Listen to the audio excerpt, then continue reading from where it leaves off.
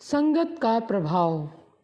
एक बार की बात है, आदिवासियों का एक सरदार था। उसे जंगल में जाकर चिड़िया पकड़ने का बेहद शौक था। एक दिन जंगल में दो तोते उसके जाल में फंस गए। वह उन तोतों को देखकर बहुत खुश हुआ। उसने सोचा कि इसे वह बोलना सिखाएगा और उसके बच्चे इन तोतों के साथ खेलेंगे। जब वह दोनों तोतों को लेकर अपने घर की ओर लौट रहा था, तभी न जाने कैसे एक तोता फुर्र करके उड़ गया। सरदार काफ़ी दूर तक उसके पीछे भागता रहा। फिर थक हार कर वह घर की ओर एक ही तोता लेकर लौट चला। उस तोते को उसने अपनी बोली में बोलना सिखाया और केवल कुछ ही समय में तोता सरदार की बोली में बोलने लग गया। दूसरा तोता जो सरदार की पकड़ से भाग गया था, वह एक संत की कुटिया में पहुंच गया। वहां जाकर उसने संत के पास बैठकर संत की ओर देखा। संत ने उस तोते को पाल लिया और उसे पूजा पाठ के पवित्र मंत्र सिखाए। वह संत जंगल के एक छोर पर रहता था, तो आदिवासियों का वह सरदार दूसरे छोर पर रहता था।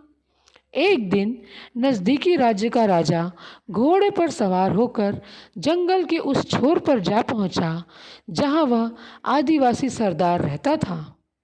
जब राजा उसके घर के निकट पहुंचा तो बाहर पिंजरे में बैठा हुआ तोता बोला, देखो कोई आया है, इसे पकड़ो और मार डालो।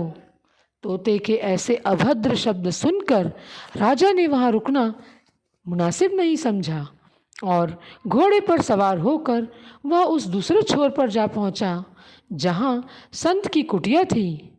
उस कुटिया के बाहर दूसरा तोता भी पिंजरे में था। उसने जब राजा को आते देखा तो बोला, आइए महानुभाव, आपका स्वागत है, कृपया आसन ग्रहण करें, मैं आपकी क्या सेवा कर सकता हूँ।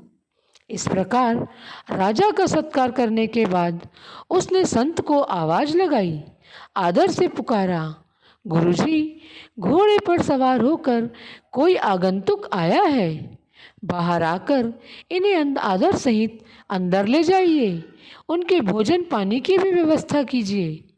राजा ने जब तोते को इन आदरपूर्वक शब्दों में बोलते सुना तो वह दंग रह गया।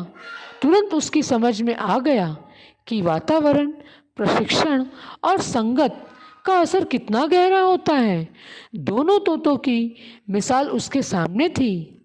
दोस्तों, हमें इस कहानी से यह शिक्षा मिलती है कि किसी भी व्यक्ति की असल पहचान उसकी संगत से ही होती है। जिसकी जैसी संगत, उसका वैसा ही व्यवहार।